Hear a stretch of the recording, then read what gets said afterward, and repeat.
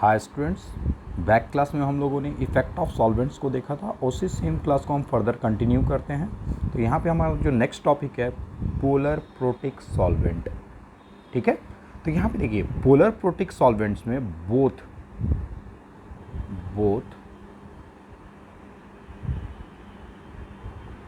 Cation and anions are soluble.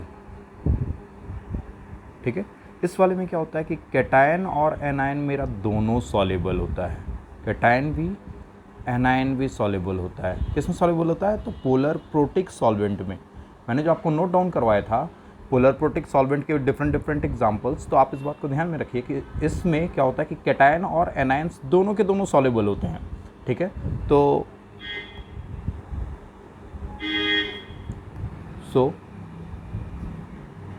the stability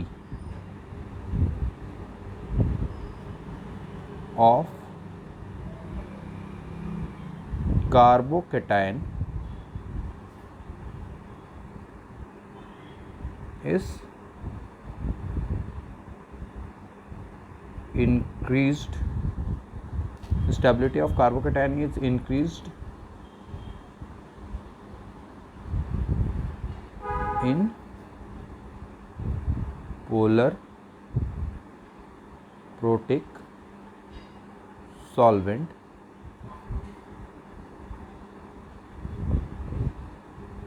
ठीक है, यहाँ पे देखिए कार्बोकेटाइन का फॉर्मेशन, ठीक है, और स्टेबिलिटी दोनों के दोनों पोलर प्रोटिक सॉल्वेंट में इन्हेंस कर जाता है। That's why SN1 reactions favours polar protic solvent. Clear है फ्रेंड्स? अब यहाँ पे देखिए पोलर प्रोटिक सॉल्वेंट में स्टेबिलिटी ऑफ कैटायंस जो है आपका इंक्रीज़ कर जाता है। तो यहाँ पे क्या होता था कि मेरा जो रेट ऑफ रिएक्शन था ये किस पे डिपेंड करता था? सबस्ट्रेट पे डिपेंड करता था। SN1 रिएक्शन में मेरा जो रेट ऑफ रिएक्शन था वो किस पे डिपेंड करता था? केवल सबस्ट्रेट पे डिपेंड करता था। That means independent of nucleophile. और जितना ज़्यादा फास्टर रेट से कार्बोकेटाइन फॉर्म करेगा उतना ही फास्टर रेट से सेकेंड स्टेप में न्यूक्लियोफाइल उस पर अटैक करेगा। It means faster the rate of formation of carbocation, faster is the rate of SN1 reaction. जितना फास्ट आपका कार्बोकेटाइन का फॉर्मेशन होगा उतना ही फास्ट SN1 रिएक्शन होगा।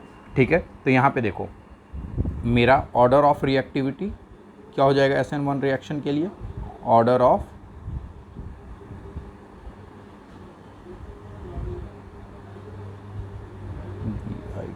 रिएक्टिविटी किसके लिए हम लोग डिस्कस कर रहे हैं? SN1 रिएक्शन के लिए। अब आपको पता होगा 3 degree carbocations are more stable as compare to 2 degree then 1 degree. तो order of rate of reaction क्या होगा? तो 3 degree, 2 degree then 1 degree. Clear है? अब उसी तरीके से polar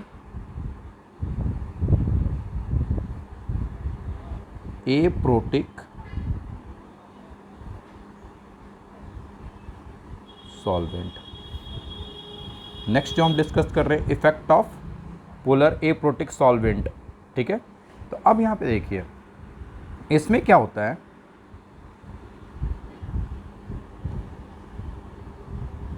cations are dissolved in polar aprotic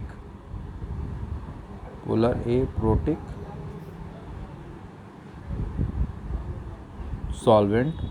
और हम इसको क्या बोल सकते हैं? Cations are captured by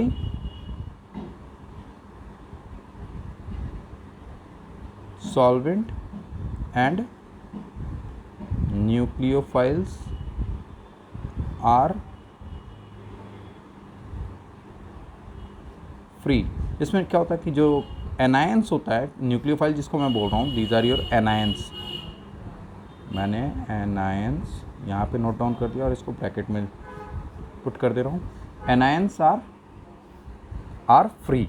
it means कि यहाँ पे देखो SN2 रिएक्शन के केस में क्या होता है, SN2 रिएक्शन में एज फॉर एग्जांपल मैं इसमें किसका लूँगा, यहाँ पे देखो मैंने यहाँ पे क्या काम किया, RL न्यूक्लियोफाइल लिख दिया था, ठीक है, प्लस यहाँ पे जो भी आपने रिएजेंट यूज़ किया होगा, ठीक है, इस रिएजेंट से कैटायन और एनायन ब्रेक किए होंगे। सपोज करो M+ Nu-, ठीक है, और यहाँ पे मैंने सपोज करो कि कोई सा भी एक पोलर एप्रोटिक सॉल्वेंट ले लिया, as for example crown ether ले लो आप, क्राउन ईथर, ये बहुत ही बड़ी एग्जांपल है।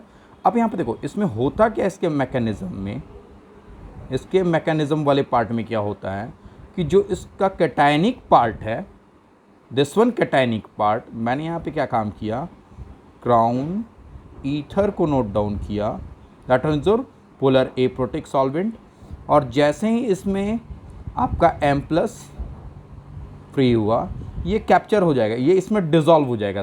इट मीन्स ये इसमें डिज़ोल्व हो गया।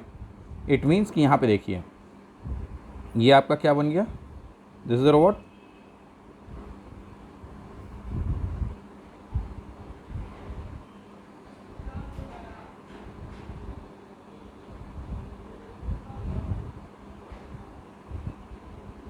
ये क्राउन ईथर में ये जा करके ट्रैप्ड हो जाएगा, डिज़ोल्व हो जाएगा, ठीक है।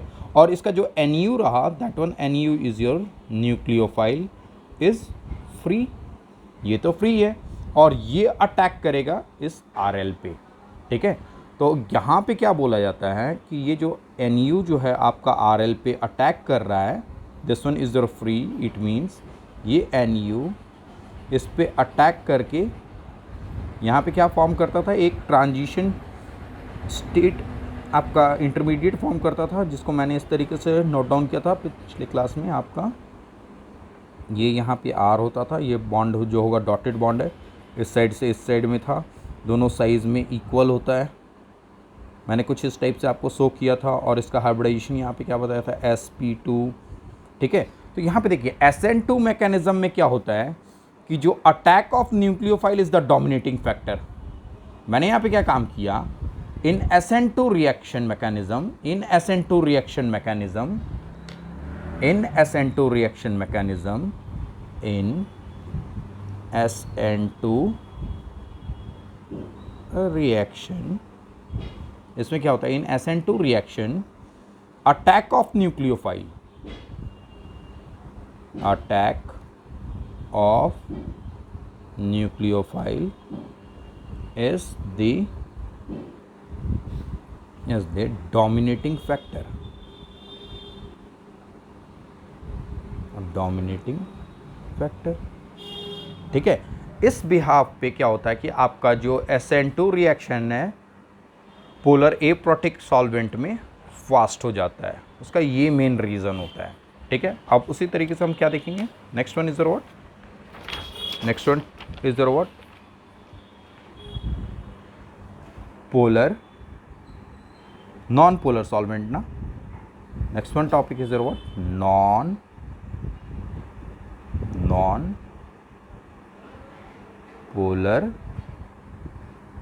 नॉन पोलर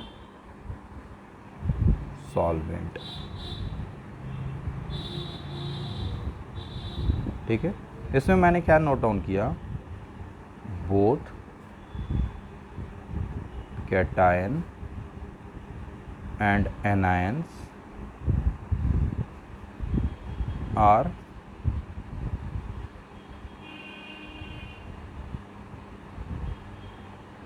अनडिजॉल्व्ड, दोनों के दोनों अनडिजॉल्व्ड होंगे। अगर दोनों के दोनों अनडिजॉल्व्ड होंगे तो इस वाले में क्या होगा, फिर से आपका सेम चीज़, ये जो एनायंस है वो फ्री है, वो अटैक कर जाएगा, तो इस वाले में भी कौन सा रिएक्शन फेवर करेगा, SN2 रिएक्शन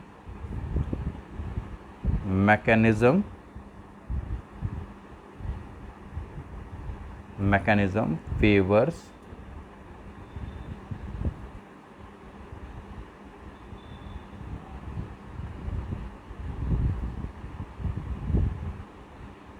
फेवर्ड बाय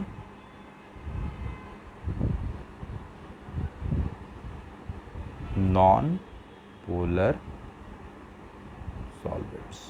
ठीक है फ्रेंड्स, यहाँ पे हमारा इफेक्ट ऑफ सॉल्वेंट्स कंप्लीट हो गया। ठीक है,